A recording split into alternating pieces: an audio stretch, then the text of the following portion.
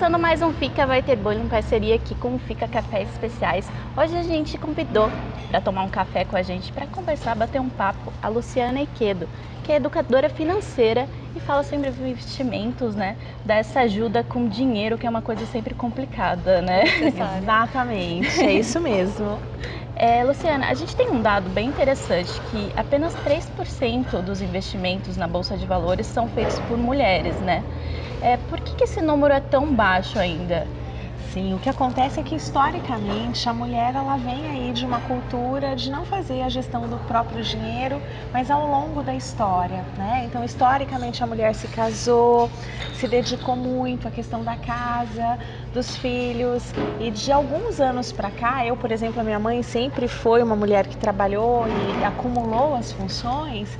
Pelo fato de acumular, né, e de trabalhar muito mais do que os homens, a mulher ela trabalha em média 8 horas a mais do que os homens por semana, acaba sobrando menos tempo para se dedicar a essas questões de investimentos, né, outras questões que sejam aí fora do escopo, trabalho de casa, trabalho profissional e a dedicação à família. Você acredita que esse cenário é um cenário que tem mudanças, vem tendo uma diferença? A gente tem feito muito esforço para que isso mude, né? O mercado financeiro ele ainda é prioritariamente masculino, historicamente ele vem sendo assim. Quando a gente participa de alguns eventos, né, prioritariamente a gente encontra e tem contato com homens, mas a gente vem aí brigando para que isso mude, para que seja diferente, para que as mulheres elas assumam protagonismo, tanto nas carreiras aí do mercado financeiro, quanto como investidoras, porque ser investidora, ter o protagonismo na vida financeira, faz com que a mulher tome as rédeas dessa situação e assuma o controle de várias outras áreas da vida. Várias mulheres são chefes de família e ainda tem que chegar em casa, lavar roupa, cuidar da casa, né? Então, como que a mulher consegue conciliar tudo isso e ainda fazer investimentos e ter tempo para fazer os hobbies? Sim, a gente é quase uma super heroína, né? Sim. E quando a gente olha as estatísticas, os dados financeiros, a mulher ela trabalha 8 horas a mais por semana do que os homens. A mulher ela vive em média 8 anos a mais do que os homens e a mulher ganha 75% do salário de um homem na mesma função, com a mesma qualificação. E isso nos dias de hoje, dados de agora, de 2018. Então a mulher ela precisa ter essa consciência de que ela tem que ser muito mais eficiente para fazer com que o dinheiro ainda renda mais, né, ganhando menos e tendo menos tempo. E isso só vem a partir do momento que a gente toma essa consciência, que a gente percebe que é um assunto que a gente precisa ter familiaridade, que a gente precisa falar sobre isso, a gente precisa conversar sobre dinheiro, entender as alternativas que fogem ali, né, do que é comum, do senso comum, para que a gente assuma essa área da nossa vida verdadeiramente. Quando a gente olha também assim ao longo da história, a primeira mulher que se tornou investidora na Bolsa de Valores foi a Eufrásia, né, no século XIX. E ela foi uma mulher que rompeu ali com as barreiras do tempo em que ela viveu. Ela foi uma grande herdeira, ela herdou uma fortuna dos pais, depois herdou uma fortuna da avó, herdou uma fortuna da irmã, que também morreu. Ela não tinha ascendentes nem descendentes, mas ela trabalhou a vida toda. E lá, né, quando a gente fala do início do século XIX, era uma mulher que ela já investia em títulos de renda fixa, em ações, ela já administrava o próprio dinheiro e a própria fortuna. Então ela já tinha esse protagonismo e é um exemplo aqui para todas nós, né? De que isso é possível, de que isso já vem aí historicamente, a gente está falando de algo que aconteceu há muito tempo atrás. E muita coisa mudou de lá para cá, mas os números ainda são baixos, né? O que a mulher que hoje, que já é uma super heroína e quer fazer o seu dinheiro render mais, precisa fazer? Qual que é o primeiro passo para fazer esse dinheiro render mais? Sim, o primeiro passo é gastar menos do que ganha. A gente brinca que tem muitas formas de ganhar dinheiro, mas é uma só de gastar, né? Que é menos do que a gente ganha.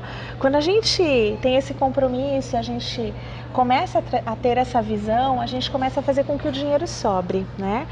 Depois que esse dinheiro começou a sobrar, a gente precisa tomar algumas decisões de investimentos do que é que a gente vai fazer com ele. E a gente começa sempre pela reserva de emergência. Então a primeira coisa que a gente constitui é a reserva de emergência. Aquele dinheiro para que, se as coisas derem errado em algum ponto da nossa vida, aqueles imprevistos, e alguns especialistas dizem que não existem imprevistos, né? Existem algumas coisas que a gente sabe que podem acontecer em alguns momentos, que se nós não estivermos preparados para elas, fazem com que a gente se desorganize financeiramente. E em termos de reserva de emergência, a gente fala de um valor aí que equivale a 6 vezes as nossas despesas mensais. Então tudo aquilo que eu gasto, eu pego, multiplico por 6, aqueles gastos que eu não posso cortar. Geralmente envolvem aí, né, alimentação, vestuário, moradia, a internet, que hoje é muito difícil, não dá pra gente viver praticamente sem, e multiplico por 6. Esse dinheirinho ele tem que estar ali numa aplicação líquida, disponível, para que no momento que eu precise eu possa acessá-la imediatamente. A partir daí, eu gosto sempre de dividir em várias caixinhas, várias áreas, né? Uma delas é a nossa independência financeira. Alguns ainda usam o termo aposentadoria. Eu gosto muito do termo independência financeira, que é aquele dia que a gente vai trabalhar para complementar, para ser aquela paixão por prazer, e não porque a gente precisa do básico. Depois a gente olha outra caixinha, construção de patrimônio, realização de sonhos, né? E a gente começa a direcionar os nossos recursos para essas caixinhas. E quando a gente sai da ponta, porque o mercado financeiro é assim, ele pega de quem não tem e transfere, né? Pega de quem tem e transfere para quem não tem. Então a gente precisa tentar sempre sair dessa ponta do tomador e passar para a ponta do investidor. Né? A pessoa que faz com que o dinheiro trabalhe para ela. A gente tem várias preocupações, né? Você falou sobre previdência, sobre esses planos do futuro, como comprar uma casa, comprar um carro. Como que a gente consegue se organizar para ver o que a gente precisa fazer primeiro, quais que são as prioridades que alguém tem que parar e pensar, vamos respirar e vamos ver o que a gente consegue fazer com esse dinheiro. Então a gente tem ali um pratinho, é o da reserva de emergência, é esse dinheiro que nos dá autonomia.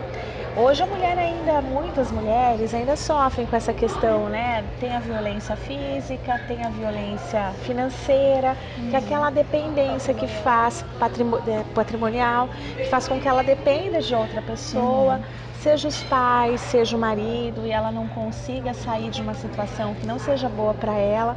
Por isso que a reserva financeira de emergência, ela faz com que a gente tenha autonomia, né? Se eu sou demitida do meu trabalho, eu não preciso aceitar qualquer coisa.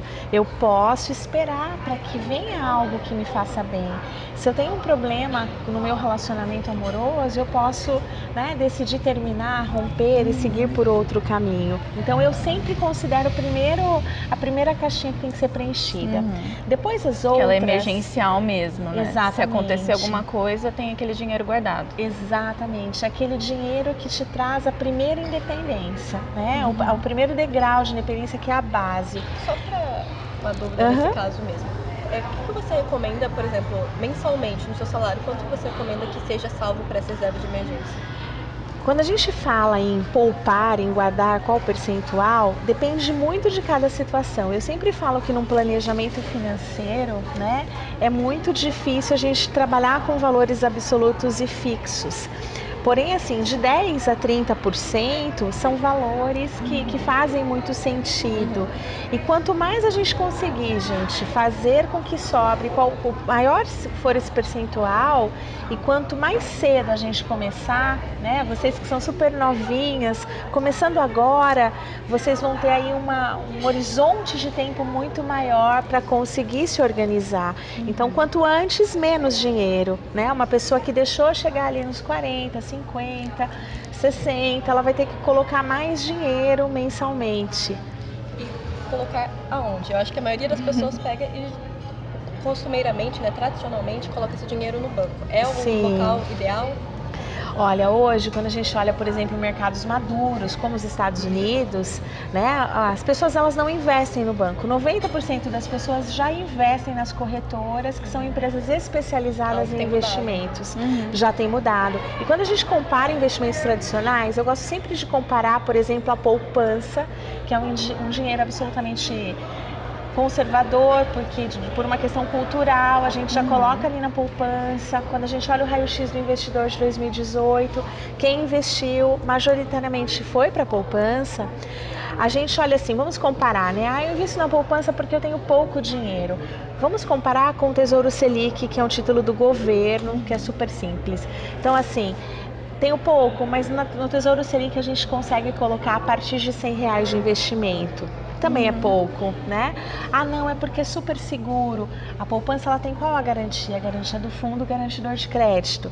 Quando a gente olha o Tesouro Selic, é a garantia do governo federal, que é um título que a gente praticamente não considera que tenha risco de crédito, né?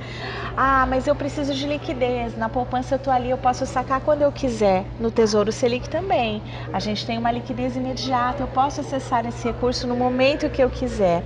Aí, quanto rende comparativamente a poupança com o Tesouro Selic? A poupança hoje ela rende 70% do CDI. O Tesouro Selic, um pouquinho mais que 100% do CDI. CDI é um indexador que a gente usa como benchmark para medir, né, a eficiência dos investimentos. Mas independente de eu entender de indexador, eu estou comparando 70 com 100. Ah, mas puxa vida, a poupança não tem imposto de renda, o Tesouro Selic tem. Sim, ele tem, mas é só sobre o rendimento.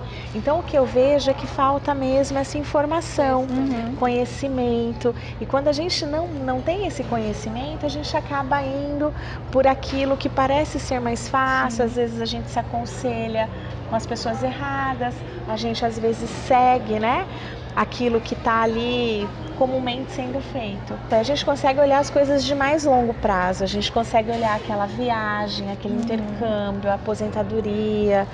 O brasileiro ainda sonha com a casa própria, né? Tem mudado muito essa relação, por exemplo, com o carro, mas muitos ainda querem ter carro. E aí a gente consegue olhar outras coisas, né? A bolsa de valores, por exemplo, é um desafio para que a mulher ela rompa e vença. A gente ainda tem muito poucas mulheres investindo na bolsa de valores. No Tesouro Direto, apesar de tudo isso que eu falei, tem números crescentes aí, né? Ano a ano, as mulheres ainda são só 30% dos investidores. Então a gente tem barreiras a vencer que fazem com que a gente consiga olhar daí os investimentos de longo prazo de uma forma muito mais rentável, porque a rentabilidade que eu vou colocar no meu investimento faz muita diferença ali ao longo de 10, de 20, de 30 anos. Tá ótimo. Então, Luciana, muito obrigada pelas dicas. Espero que o pessoal tenha anotado tudo aí certinho. E quando você quiser, pode tomar um café com a gente. Que ótimo, muito obrigada. É um assunto que dá para render bastante também, né? Como que a gente faz para te procurar? Quero investir, quero saber mais. Como encontrar você? Ai, que legal. Eu vou deixar o meu site, é www.iquedo.com.br. Eu estou no Instagram também, como Luciana Iquedo, no Facebook. Tem um canal agora que é o A Vida Depois do Banco, que a gente tem aí se preparado para dar dicas para essas mulheres que querem efetivamente assumir o protagonismo da própria vida, se tornarem investidoras, sonharem, construírem aí o próprio futuro. Tá ótimo, Luciana. Agora tá fácil, hein, gente? Muito obrigada, gente. Tchau, tchau.